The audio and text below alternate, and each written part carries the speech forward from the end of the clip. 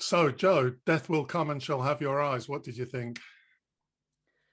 I the first thing it put me in mind of was a a scene from that movie Dragged Across Concrete, right?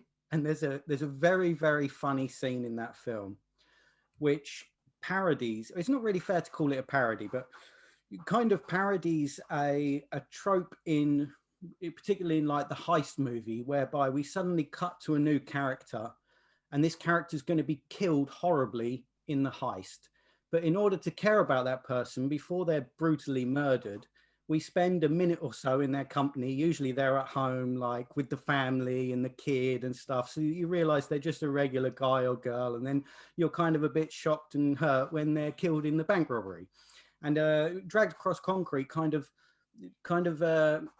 exaggerates this to absurd effect. It cuts to this woman you've never met before, and then you have this really absurd scene where she just can't say goodbye to her baby because she loves her baby so much, and it goes on and on and on and on. And then when she gets to the bank and she is finally murdered, the murder is just horrific, completely over the top. The violence is horrendous, and it's kind of sending up the way in which movies manipulate audiences, often in a really lazy, shorthand kind of way. And that's what this film put to mind in the way that it set itself up. It starts really close with these two women, like a close-up shot of them facing each other and they're on a hammock or whatever. And then it cuts to a very on-the-nose, quite lazy scene where they're in a car and one says to the other, put your hands over your eyes, as though to say, you won't crash because I'm looking after you. And it made me laugh. I thought this film is so baldly manipulative.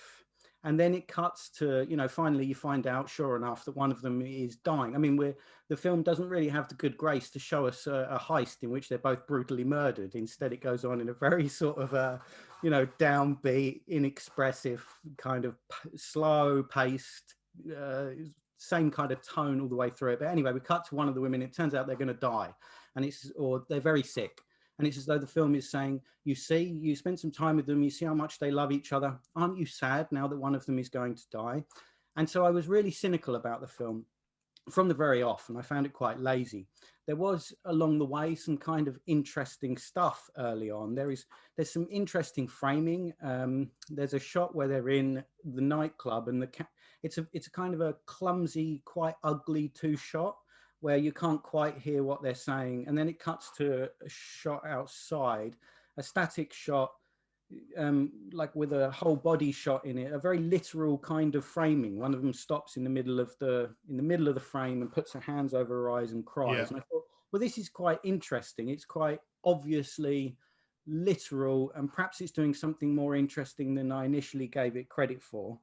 There is then this interlude with this feral girl, and we're told what's happening with this feral girl in voiceover.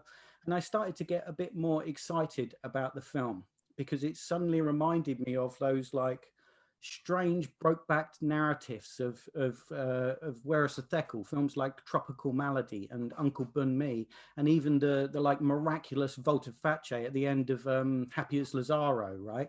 Yeah. But this interlude just seemed to kind of fizzle out, and I was again really frustrated and impatient with it. And I thought, those films that it just brought to mind are thrillingly, bracingly original films. Startlingly inventive and just astonishing pieces of work, I think. And the major problem with this film seemed to me to be that it was almost like it was saying, this is the way intelligent, challenging cinema looks and is paced.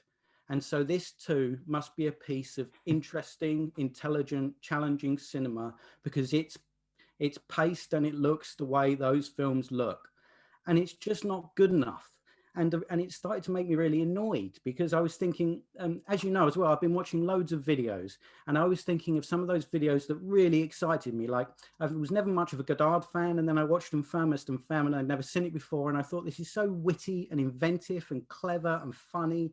And another one I really liked was Wong Kar-wai's Fallen Angels, which is a film that is all style. There is no substance whatsoever. It's all style, but my God, it's stylish. You know, it has so much verve. And then to make it even worse, I interrupted the watching of this film by going to see that new film at Zola, right? Which is brilliant. It's really witty and clever and sharp and spiky. And then I came back to this film, which is, you know, which is convinced it's intelligent and challenging and, you know, slow, but that's how films like this are supposed to be, right? And it was just really dull. And I thought the problem with the film is that it depends on emotion. This is an emotional film. It's about two women who love each other and one of them is dying. So it's like it's saying, I want this film to be emotionally impacting, but to manipulate the viewer through the sorts of conventional manipulations that might elicit those emotions is beneath me. We're doing something else.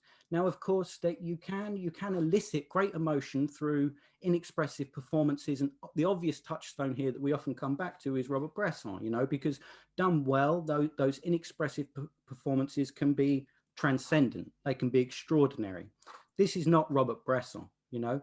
So instead, what it felt like to me was quite an arrogant and unsuccessful attempt to kind of have your cake and eat it, to say that this film is all about emotion and love and death, and yet we are not going to indulge in any of those effects that are parodied in Dragged Across Concrete. And that annoyed me, because I thought, you know, a film that is more honest and open about manipulating its audience, a film that, you know, has its heart on its sleeve in the way in which it does that, can be a real pleasure. You know, there is a catharsis in genre cinema that is effective and valuable. And to sort of position yourself as kind of both wanting that emotional catharsis and yet denying your audience any of the kind of structures or beats or performances that might elicit it seemed, you know, I suppose at best interestingly perverse, at worst just kind of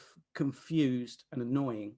And I finally wanted to mention the fact that the film, for my money at least, does itself no favors with that title, because the title obviously comes from a poem by Pavese, right? Now, I'm not hugely familiar with Pavese's poetry, but I know his novels very well. Like his Among Women Only is, I think, one of the best European novels of the 20th century. I love it. I've read it about half a dozen times. And I was going to end by just reading a translation of that poem. The poem, it's only short. When death comes, it will have your eyes. When death comes, it will have your eyes. This death that is always with us, from morning till evening, sleepless, deaf like an old remorse or some senseless bad habit. Your eyes will be an empty word, a stifled cry, a silence. The way they appear to you each morning when you lean into yourself alone in the mirror. Sweet hope, that day we too shall know that you are life and you are nothingness. For each of us, death has a face. When death comes, it will have your eyes. It will be like quitting some bad habit, like seeing a dead face resurface out of the mirror, like listening to shut lips. We'll go down into the vortex in silence. And the reason it's a bad idea for this film to take that poem's title as its own is that it invites comparison. And I find that poem kind of profound and chilling and really quite disquieting. And the film is none of those things. The film is quite shallow and, for my money, quite boring. Such an interesting response, Joe, because I think I did have a very different response. I mean, I do think that this film is not without flaws, probably major flaws, but I didn't have the experience you had. I had a very different experience. And, you know, the fact that you quoted the films that you've seen prior to it, you know, as you know, I've had a bad back, and I basically haven't watched a film for 2 weeks. I spent 2 weeks watching the Olympics, and so I came to it with a really fresh palate and really craving a film. And so I found the opening scenes really tender and beautiful, and you know, I was immediately interested. I thought the opening scene, which shows them, you know, cuddling and close, I thought that really established that told me that they loved each other in a very tender way without lots of dialogue. And so, you know, I thought that was a very strong start.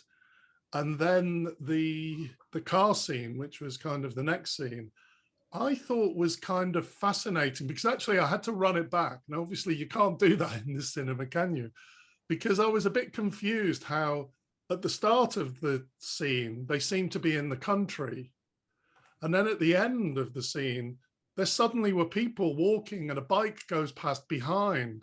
So it's like somehow magically they'd driven from the country into the town.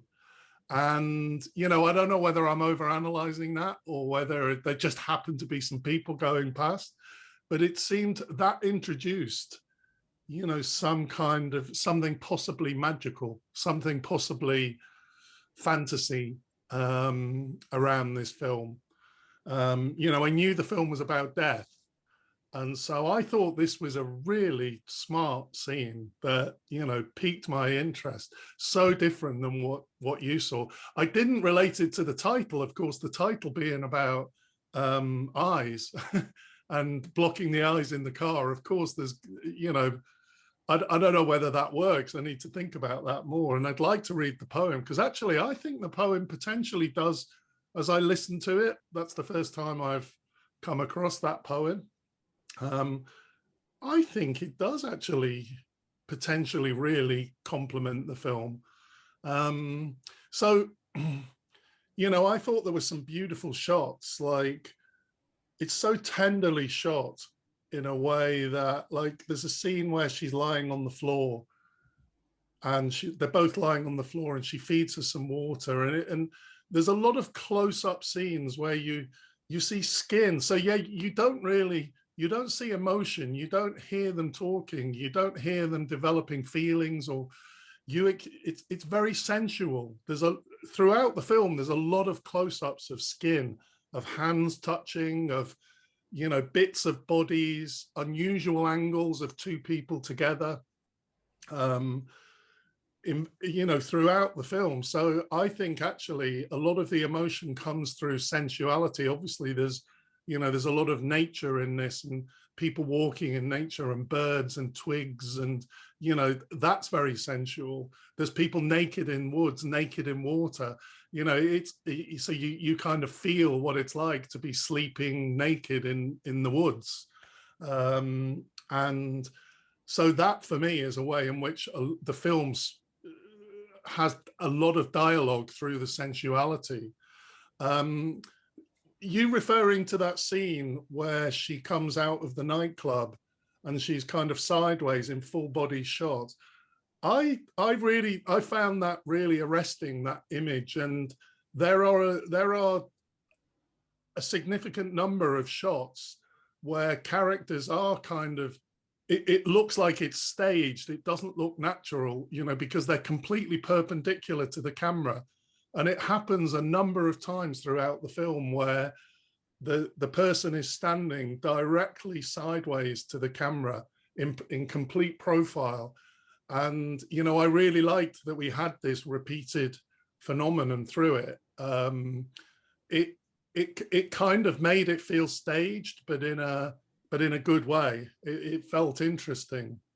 And there were really interesting, you know, the scene where the woman that's dying, I can't remember the names, but the woman that's dying is sitting sideways in profile, looking through some photos or bits of paper. And behind her, there's these windows with newspapers put on them. And at first I thought they were like illuminated images, like, you know, or, they don't look like a stained glass window, but, you know, something of that effect. And I just thought that was really so well staged. It could be a stage scene in a theater. And so I found it really interesting to look at. I think this is a really intelligently shot film and very, very carefully done. I kind of found the Jungle Book scene a bit clumsy. It started to, it felt clumsy, you know, I was open-minded going through it, because unlike you, I'd really enjoyed the film up until that point. And so, whereas you felt that the scene, you know, with the child growing up in the jungle, in the forest, whereas you kind of found that as a welcome change, for me, it kind of disturbed something really interesting that was happening. So it actually didn't feel at the end of it that it gave me enough to justify such a kind of different pace, different style. So I became a little bit less certain about the film at that point. The second kind of big diversion, if you like, where she tells the story of the uncle having this encounter with this guy in the woods, that felt a lot more organic. That felt like it fitted in the film much more. I didn't, and then once I felt satisfied at that, it kind of made me feel a little bit easier about the Mowgli scene, for want of a better term. That's a bit mean to call it that, but because actually I think, you know, I've only just watched the film not long before speaking now, and so maybe I need to digest that a little bit and go back and reinterpret it. I think it's interesting. I mean, I just asked the question really as to, you know, because Mubi classifies this as a LGBTQ plus film, and I just wonder, do we have to have that classified as that? Because I don't think this is, I mean, okay, you know, the story of the uncle is about a guy who represses his homosexuality, but, you know, is LGBT really a genre of film? You know, this, for me, this film is universal. It's a film about dying. It's a film about love. It's a film about intimacy. It's a film about sensuality. It's a film about life after death and rebirth. And, you know, for me, it's not a film about sexuality. So, you know, I have no problem with it being labeled as LGBTQ plus, but I just ask, in this day and age, do we really need to identify that as a genre? The biggest problem I had with this film was the closing scene. I found the closing scene really puzzling and really jolting, because there is no music in this film. It is all ambient sound. It's all very quiet, very subtle, which really helps in the sensuality of the film. Because as I say, I found it a very sensual film. You know, I enjoyed the sex scene between the uncle and the guy he met in the woods. I enjoyed the sensuality of it. You know, it was beautiful, and the, you know, there was lots of close-ups of the skin. It was really poetic. But you know, the closing scene suddenly, I don't know what that's about. It introduced this music which just is totally at odds with the whole tone of the film. I thought this was a very melancholy film about death. It almost feels like this was like trying to make a happy ending, that the next generation of lesbians is happy, you know, is going to be happy. That just felt a bit cheap. I think it could live without that final scene. You know, I'm not sure what that scene is actually doing. It kind of really did ruin it for me. And so I liked this film. I thought there were a lot of good things about it, but there are flaws. I didn't finish making the point at the start about the fact that what you see before seeing a film can influence what you think of it. Because I had the experience. I read the first time I read Pride and Prejudice. I read it after I'd read Brothers Karamazov, which is you and I both really love that novel. And I think reading Pride and Prejudice after Brothers Karamazov it's a terrible combination, because it just seems so, Pride and Prejudice is a great novel, but it just seems so trivial talking about who's going to dance with who after you've been through the odyssey of the brothers Karamazov. So I think, your comments actually are interesting in the context of what you see. If you have a really good experience with a film before seeing another film, then that can color the way your experience with the film. So that maybe explains why we had such different experiences. That's certainly true. And it's certainly true that I'm bringing a kind of ever evolving sense of frustration with certain types of slow cinema at the moment to the film. Yeah. And so I'm sort of starting from that place. However, I would say that it's interesting what you say about the sensuousness of the film, and I'm willing to grant that. I saw the sensuousness there, and the sound design is nice, but I'm still frustrated by there is a kind of hypocrisy there, because on the one hand, you're not I mean in the film, it's as though the film is saying, okay, we don't need expressive performances, all we need is to show you the skin and close bodies, and you will see and experience the human form and the beauty of that. And I like that idea. Conceptually, that's a really good idea. So why do you couch that within a conventional narrative about two lovers, one of whom is dying, but at the same time refuses the kind of tropes and beats that would bring that narrative to life?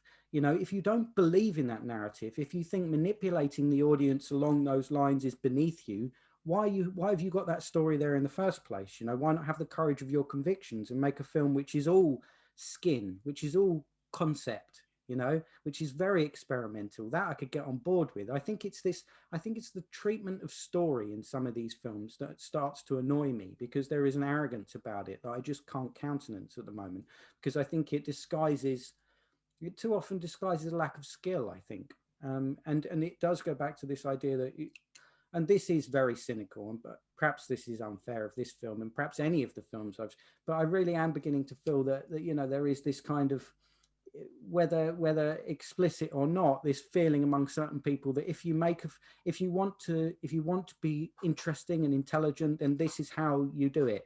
This is what that looks like. And they might be perfectly earnest and sincere in doing that. But, of course, it takes more than that to be interesting and challenging. But, I suppose each to their own. It was an interesting film for you, so fair enough. I think it's interesting what you say as well about it being labelled as an LGBTQ plus film. I think, ideally we live in a world where, people are who they are in the film, and there's no need to draw attention to it. But I suppose, unfortunately, it still is quite unusual to have, gay lovers in films, and to have those relationships treated with equal value as any other relationship. It's far less unusual now than it was, but it's still not, I wouldn't say it's completely normalized, So I suppose that's why that's still drawn attention to, for people of that community to say, this is a film that represents you. And I think that's fair enough. I can understand that. And the other comparison I didn't bring up was Supernova, which, was also, a gay love story, a recent gay love story about one of whom who is very sick. And that too was really bad. That's a really bad film, but in a very conventional sense. It tells a very conventional story, and it's just very plodding and workmanlike and boring. They're interesting companion pieces, but I would never sit through either of them ever again. I think that there's a risk that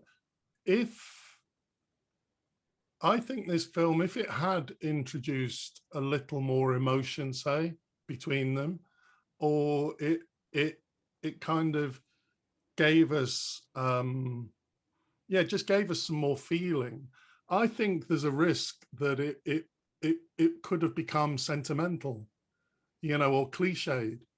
I Yes, think it there is is. a risk. It There is a is. risk. I agree with you that maybe it is flawed in that it wasn't brave enough. Maybe it didn't go far enough. But that works both ways. And there is bravery in the conceptual, but there is bravery in the sentimentality as well. You know, I often think of Prince Mishkin. I must not be embarrassed about being ridiculous. And Clarice Lispector says the same thing. I must not be afraid of being ridiculous, she says, Yeah. because life is ridiculous and we are sentimental and we are maudlin and we cry at things. And there is nothing wrong with being emotional on screen and telling a story with grandeur and big clashing cymbals and eliciting strong emotions, because that's life. And if you come across as mawkish and sentimental, then that's a risk you take. And in a way, this film might seem like a risky or challenging film, but for my money, it wasn't actually. It was actually very, very plodding and safe. And it's couched in the kind of imagery that makes us think it's, or, you know, might make one think it's sophisticated and high art, but really it's actually just playing it safe. You know, it's actually riskier, I think, to tell the story, go for the emotion, and risk being sentimental. Yeah, I take the point. Interesting, two interesting experiences. Yeah. But I can completely understand how, if you hadn't, you know, I can see, I know it's like when you're being ill and you get that like hankering for something just clean and quiet, and, you know, so I can see how it could be affecting, because the sound of the trees throughout, you know, despite my frustration, there were moments where the camera panned away and you just hear the trees, and it was kind of nice, you know? Yeah, I liked the scene where she was growing up in the woods when it kind of made that first diversion. I liked the scene where it kept showing her growing up and the sound remained constant. It wasn't like it was cutting to different scenes at different times, but clearly, you know, many years were passing as she grew into a teenager. And it kind of reminded me a little bit of that film Ghost Story, where, you know, in a few minutes, we go through, you know, infinite time, you know, as we see cities built and disappear, and, you know, and the ghost is just standing there. It kind of reminded me of that, you know, there was something constant happening, the sound, but we were just taking massive leap forward in time. I kind of enjoyed that. I think there was a lot that was interesting about this film, but I think somehow it didn't completely work for me. There are flaws in it, and but I would recommend it more than you, I think. Yeah. Well, probably subtleties there that I'm willing to accept, subtleties I probably missed. Yeah. So the next thing we're going to look at is called Cloud in Her Room by Zheng Lu. Great. Looking forward to it.